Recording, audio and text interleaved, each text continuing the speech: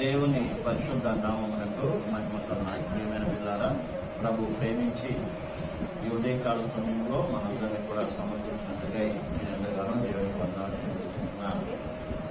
ప్రియమైన పిల్లారా, మనము ప్రతి దినాల్లో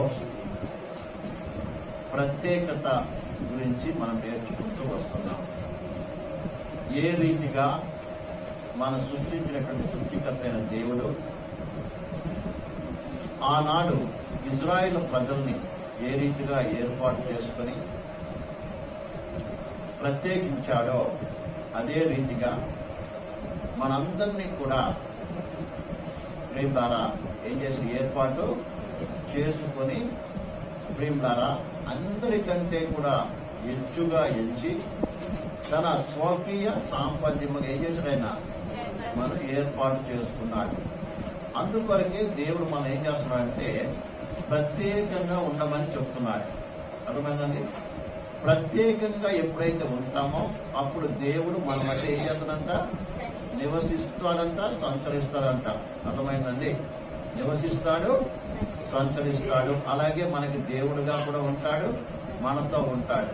అర్థమైందండి?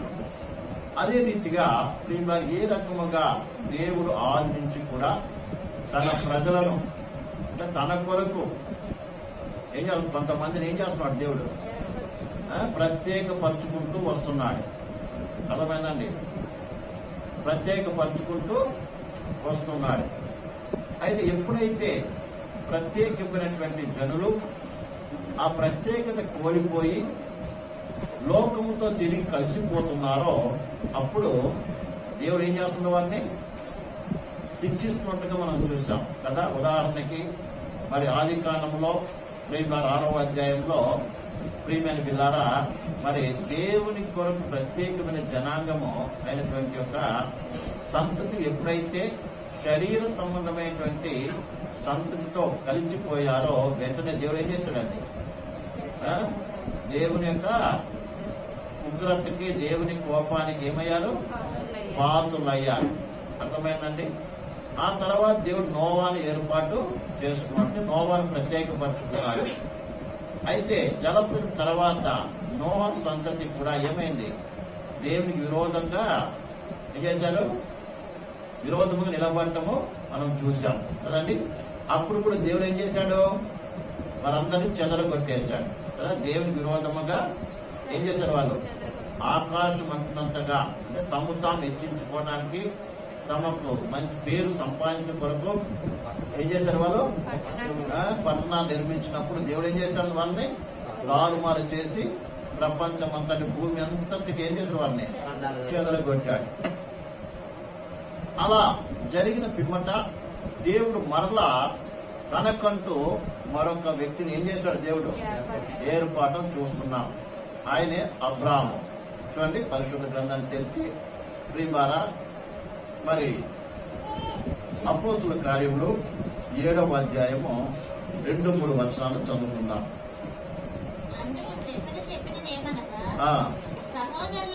సహోదరులారా,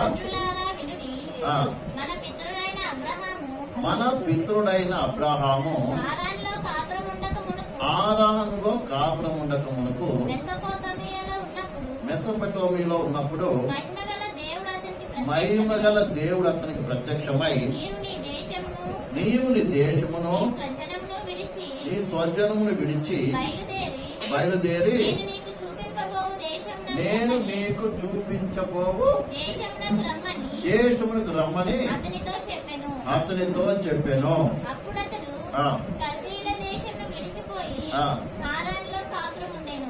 అతని తండ్రి చనిపోయిన తర్వాత అక్కడ నుండి మీరిప్పుడు కాపురమున్న ఈ దేశమందు నివసించుటకై దేవుడు అతన్ని తీసుకుని వచ్చెను. చాలండి, కన్ను మూసినట్లయితే చిన్న ప్రార్థన చేస్తున్నాం. స్తోత్రం తండ్రి, మహోన్నతుడా, మహాపరిశుద్ధుడా, జీవముల తండ్రి, ఈ ఉదయకాల సమయంలో ప్రభువా నీ ప్రజలందరినీ సమకూర్చిన విధానం బట్టి వందనాలు చెల్లిస్తున్నాను. పరిశుద్ధాత్ముడా, మా బోధకుడా, ఈ ఉదయకాల సమయంలో నీ ప్రజలతో మీరు మాట్లాడండి. ప్రతి ఒక్కరికి అర్థమో రీతిగా గ్రహించినట్లుగా ప్రభు, అలాగే ప్రత్యేకమబడి నీకు ప్రత్యేకమైన ఒక జనముగా ఉన్నట్లుగా పవిత్రాత్ముడా వాళ్ళు ఒక్కొక్కరు క్రియ జరిగించమని, అల్పినను మరుగుపరిచి నీ వాక్యాన్ని ప్రత్యక్షపరచమని యేసు నామములో అడుగుచున్నాము తండ్రి, ఆమేన్. ఇక్కడ దేవుడు అబ్రాహాముతో మాట్లాడుతున్నాడు. ఎవరితో మాట్లాడుతున్నాడండి? అబ్రాహాము దేవుడు పిలిచినప్పుడు, లేదా దేవుడు అబ్రాహాముతో మాట్లాడినప్పుడు ఆయన ఏ స్థితిలో ఉన్నాడు చెప్పండి.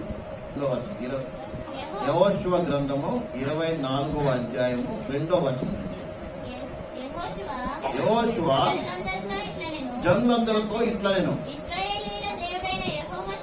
ఇశ్రాయేలు దేవుడైన యెహోవా చెప్పున్నది ఏమనగా, ఆది కాలం నుండి మీ పితరులు అనగా అబ్రాహామునకును నాహోరునకును తండ్రి అయిన తెరాహు కుటుంబీకులను నది యూఫ్రటీస్ అద్దరి నివసించి ఇతరు దేవతను పూజించిరి. చాలండి. ఇక్కడ అబ్రాహాము ఏ స్థితిలో ఉన్నాడండి? అబ్రాహాము కావచ్చు, అబ్రాహాము పితరులు, తండ్రులు, తాతలు, కుటుంబీకులు అందరికి కూడా ఏ స్థితిలో ఉన్నారట? ఇతర దేవతలను ఏం చేస్తున్నారు?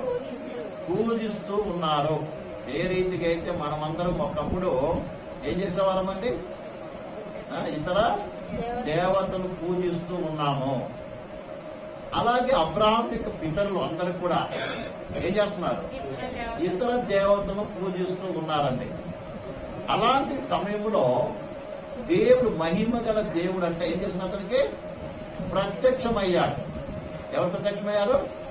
దేవుడు ప్రత్యక్షమయ్యాడు. ప్రత్యక్షమై అతనితో ఏమన్నాడండి? ఏమన్నాయి? నీ దేశమును నీ స్వజనమును విడిచి బయలుదేరి నేను నీకు చూపించబోవు దేశమునకు రమ్మని చెప్పాను. చాలా. ఇక్కడ దేవుడు ఎవరితో మాట్లాడుతున్నాడు? అబ్రాహాముతో మాట్లాడుతున్నాడు. ఏమని? నీవు ఎవరితో మాట్లాడుతున్నాడు? అబ్రాహాముతో మాట్లాడు. ఏమని? నీవేం చేయి? నీ దేశాన్ని విడిచిపెట్టు, నీ స్వజనను విడిచిపెట్టు. అంటే అర్థమైంది? అబ్రాహాము ఒక్కరితో మాట్లాడిందా, మీరు అంత గుంపంతా కలిసి వచ్చేసాయని అన్నాడు? ఏమో చెప్పండి. ఒక్కరితో మాట్లాడుతున్నాడు. ఆయన కావాల్సింది ఎవరండి? అబ్రాహాము కావాలి. అలా ఈ దినాల్లో దేవునికి కావాల్సింది ఎవరు? దేవుని సువార్త ఎవరికైతే అందిందో, అర్థమైందా?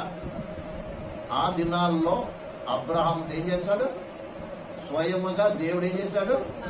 మాట, నీవు నీ దేశాన్ని నీ స్వజనులను విడిచి బయలుదేరి నువ్వు రావాలి. ఎక్కడికి రావాలి? నేను ఒక దేశాన్ని చూపిస్తాను. చూపించేశాడా? చెప్పాడా? ఏమన్నా? ఏమి చెప్పలేదు. నేను చూపిస్తాను, ముందు బయలుదేరితే నేను చూపిస్తాను అన్నాడండి. వింటున్నారండి? అదే రీతిగా మనందరము కూడా ఒకప్పుడు ఎలా ఉన్నాం? అన్య దేవతలను పూజిస్తూ మన ఇష్ట ప్రకారం జీవిస్తున్నాం. ఇక మనం పూర్వస్థితి చూస్తుంటే చాలా విషయాలు ఉన్నాయి. అర్థమవుతుందండి? కాబట్టి ఎవరి ఇష్ట ప్రకారం మనం ఏం చేస్తాము? జీవిస్తూ ఉన్నాము. అలాంటి సమయంలో దేవుని సువార్త నీ దగ్గరికి వచ్చింది. అర్థమైందండి? అలా అబ్రాహాముతో దేవుడు ప్రత్యక్షమై మాట్లాడాడు. ఈ దినం దేవుడు నీతో ఎలా మాట్లాడాడు? దేవుడు తన సువార్త ద్వారా మాట్లాడాడు. అంటే ఎవరో ఒకరి ద్వారా ఏమో నీ దగ్గరికి సువార్త వచ్చింది. ఆ సువార్త నీ యొక్క పిలుపు. అర్థమైందండి? అందుకని చెప్పలేదు అంటాడు, సువార్త వలన మిమ్మల్ని ఏం చేశాడు? దేవుడు పిలిచాడు అని. అర్థమైందండి? అయితే ఎవరిని పిలిచాడు?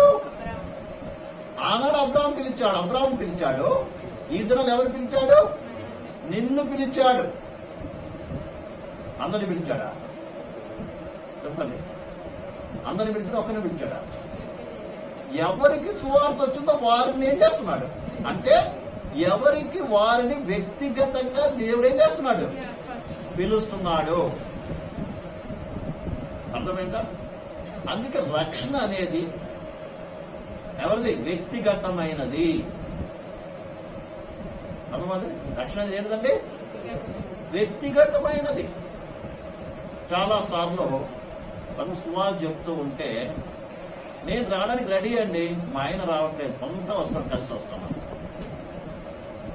మనం కూడా తీసుకురాని ప్రదేశం వెళ్ళినప్పుడు అక్కడ కుటుంబంతో ఒక మాట్లాడుతున్నాం, వెళ్ళి మాట్లాడుతున్నాం, వాళ్ళతో మాట్లాడుతున్నప్పుడు నేను రావడానికి రెడీ, ఆ సహోదరుడు నేను రావడానికి రెడీ అండి, మా పిల్లలు కూడా రావడానికి రెడీ, ఈయన రావట్లేదు. చాలా మంది అలా కూడా ఆగిపోతూ ఉంటారు. అర్థమైనా?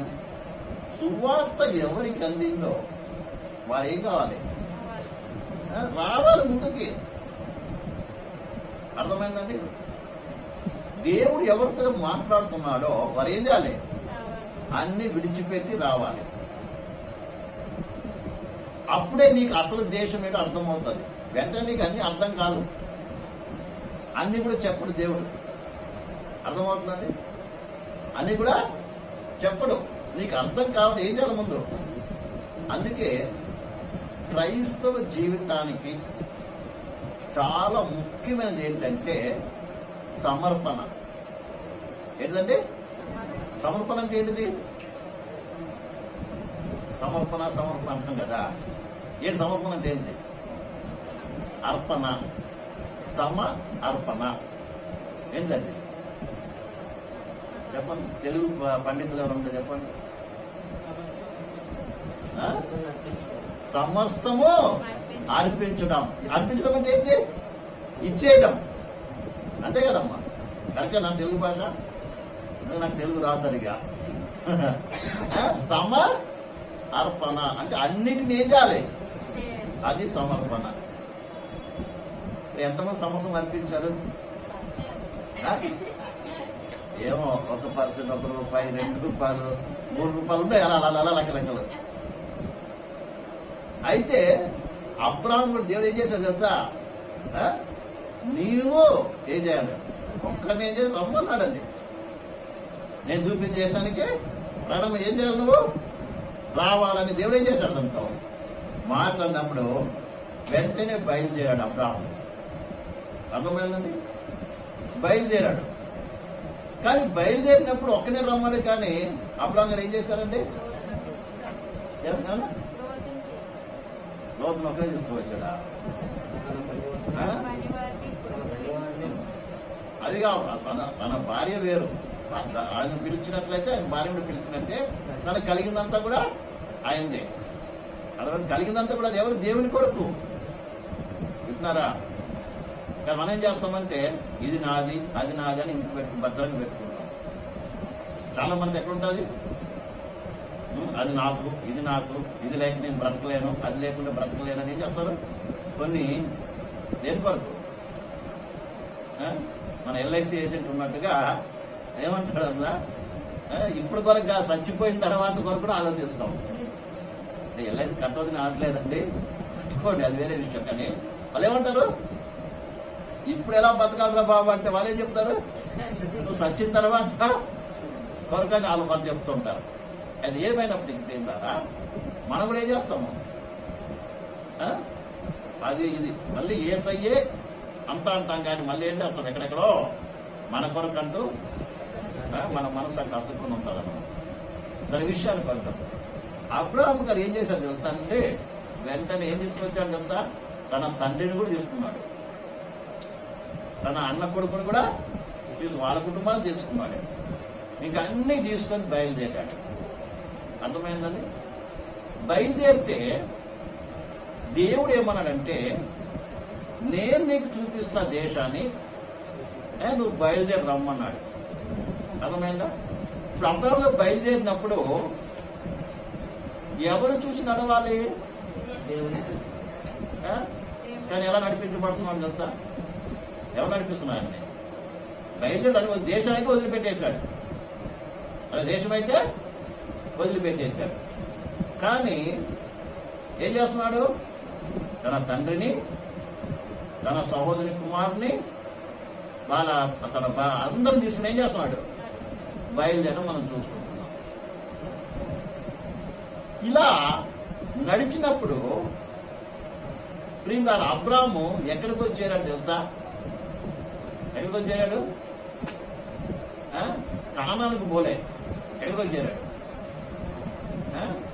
హారానికి వచ్చి చేరాడు. మీరు చూడండి, చదువుతాం ప్రియులారా. ఇదే ఆదికాండము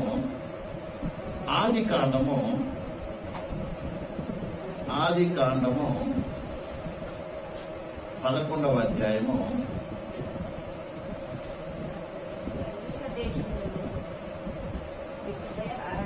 31 చదువు.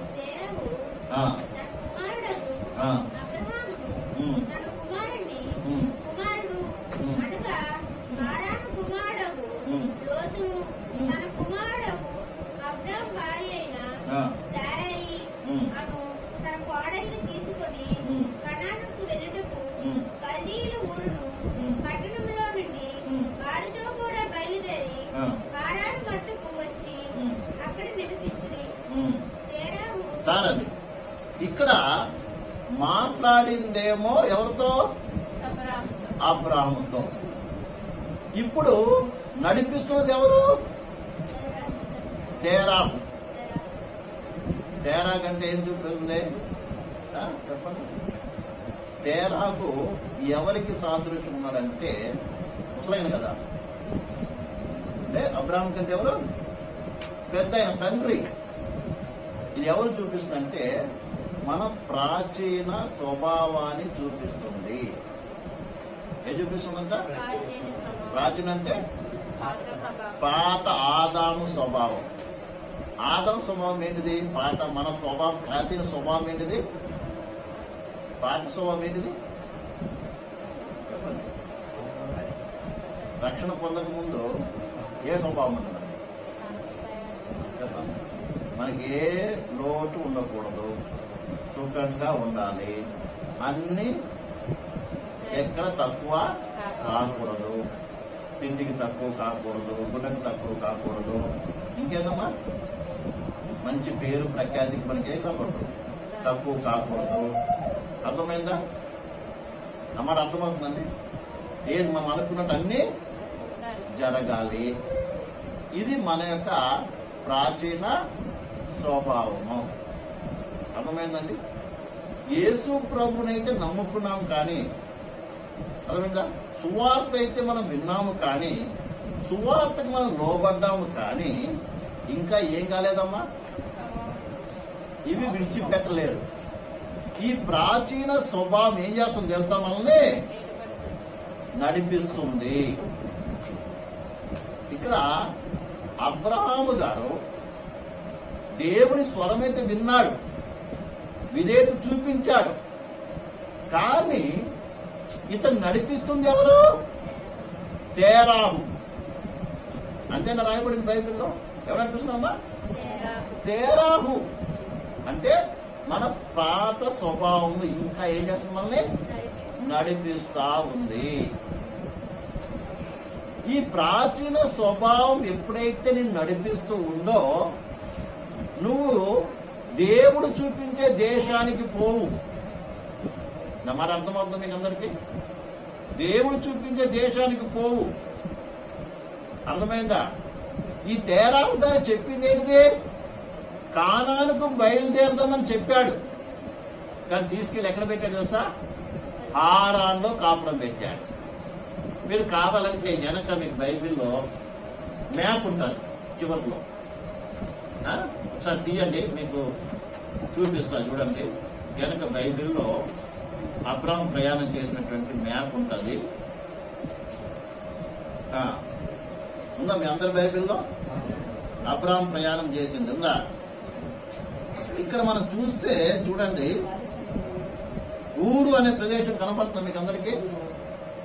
కింద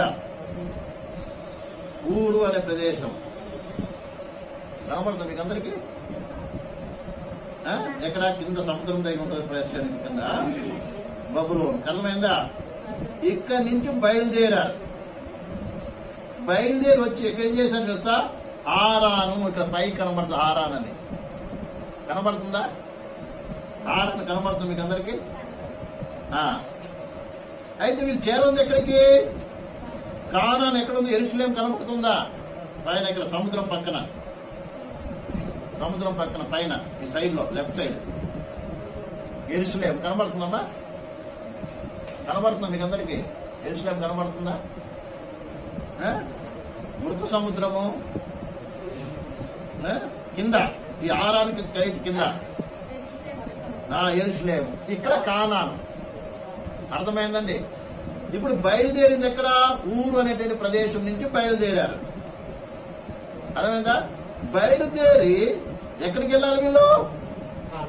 కానానికి వెళ్ళాలి. ఇక్కడ యెరూషలేం దగ్గరికి రావాలి. అర్థమైందా? కానీ వీరు చేరింది ఎక్కడ? ఆరానుకు.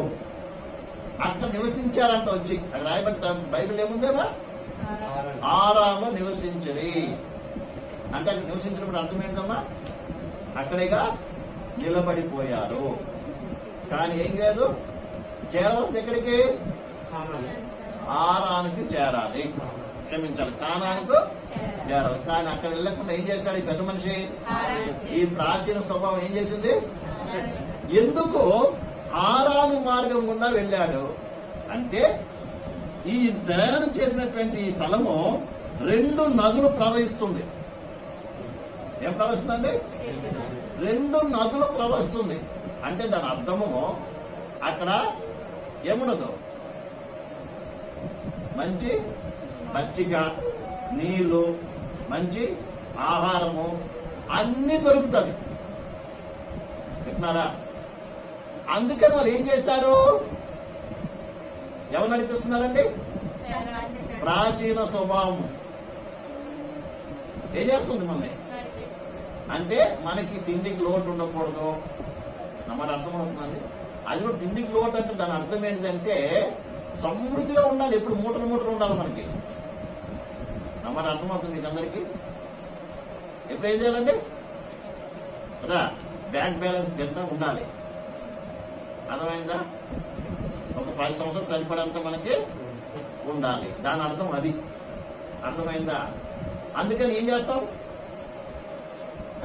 సంపాదన పడి చివరికి ప్రార్థన కూడా చేయకుండా, దేవుడి సన్నిధి కూడా మనం సరిగా రాకుండా ఏం చేస్తాం? మనము ఆత్మీయ విలువలు మనం పోగొట్టుకుంటాం. ఆత్మీయ జీవితం చాలా మంది పోగొట్టుకుంటాం. అయితే ఇది అర్థమైంది కదా ప్రయాణం చేసింది వీళ్ళు.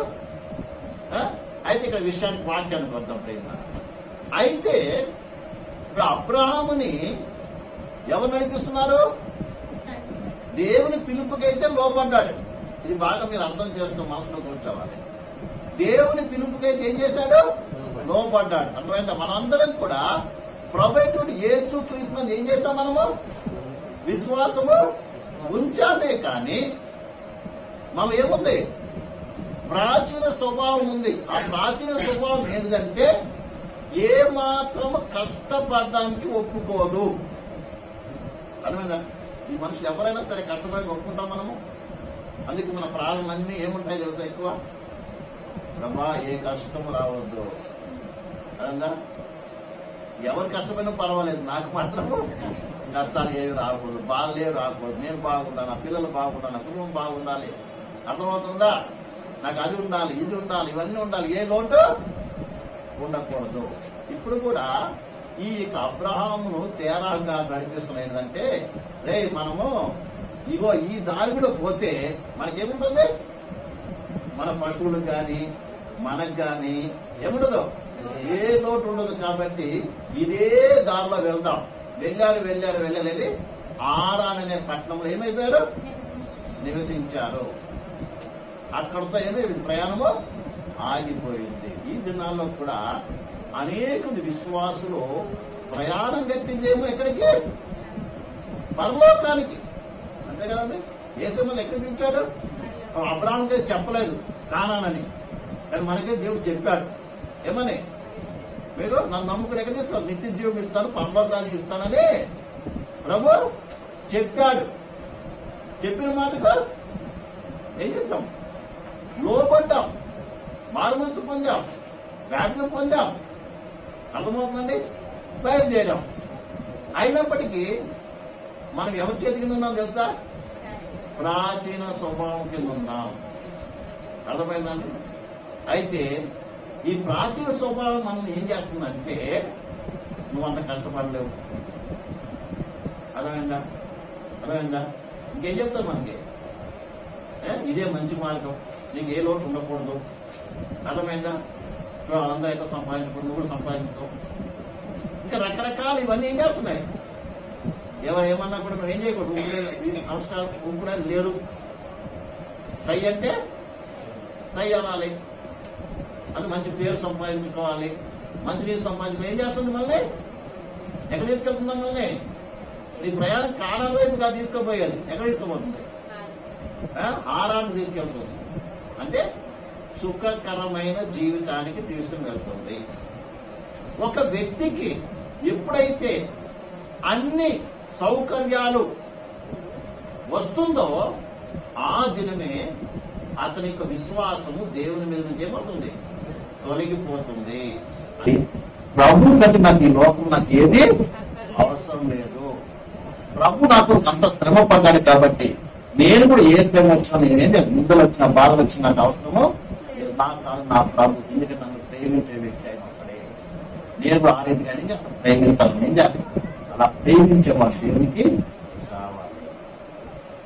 ఇష్టపూర్తిగా సమస్యలు విడిచిపెట్టి ప్రభుని గమనించేవారు కావాలి. ఇంకా దేవుడు అన్నీ ఆయన చూసుకుంటాడు. ఆయన విడిచిపెట్టేవాడు ఈ కొరకు ప్రారంభించిన వాడు ఈ విషయం ఆయన కూడా అన్ని అడిగిన వాడు. ఆయన ఏ శిక్షలో ఏం చేయాలి? నడిపించగల సమర్థం. కాబట్టి ఆ రీతిగా మన జీవితాన్ని ప్రత్యేకత కలిగి ఉంటాయి. దేవుడి వాక్యాన్ని జీవించుకుంటారు. అందరూ మోకరిద్దాం, కళ్ళు మూసుకుందాం. అందరూ మోకరిద్దాం, కళ్ళు మూసుకుందాం. దేవుని వాక్యం మనం ప్రియ సమర్పిస్తాం. దేవుని వాక్యం దేవుడు అబ్రహామును పిలిచాడు. నీ దేశమును, నీ బంధువులను అన్ని విడిచిపెట్టి నన్ను వెంబడించమన్నప్పుడు అబ్రహాము తన తండ్రిని అనేకులు వెంట పెట్టుకుని ప్రయాణం చేశాడు. మధ్యలో కూడా అనేక మందిని తనతో పాటు కలుపుకున్నాడు. అయితే దేవుడు తన మాట నెరవేర్చుకున్నాడు. తన దగ్గర ఒక్కొక్కరిని వేరు చేసి తన పట్ల ప్రత్యేకముగా ఉండాలి. అబ్రహాము ప్రత్యేక పని ఉన్నారు. సహోదరి సహోదర, ప్రభు నీవు నన్ను మనందరూ కూడా ప్రత్యేక ఉండపడుతూ దేవుడు పిలిచాడు. ప్రత్యేక ఉండపడి దేవుడు పిలిచాడు. అందుకని ప్రభు ఏదైతే పిలిచినాడు ఏదైతే వస్తాడున్నాడు దాని నుంచి మనం ఏం చేయాలి? మనము ప్రత్యేకపరచుకోవాలి. ప్రభుత్వ ప్రతిష్ఠింపబడి జనముగా ఆయన సొంతంగా ప్రజలుగా ఆయన ప్రియమైన పిల్లల ఉంటాయి. ఆయన నుండి ప్రేమించి తను తాను అప్పగించుకున్నట్టు విధానాన్ని బట్టి మన జీవితం ఆయనకు అప్పగించుకుని ఆయన ప్రత్యేకంగా చేయాలి. అంటే ప్రత్యేక కొనసాగాలి. ప్రభు మనకి ప్రభు నువ్వు నన్ను ఏ రీతిగా ప్రేమించావు అనేది ప్రేమించి నీ కొరకు ప్రత్యేకంగా జీవించు.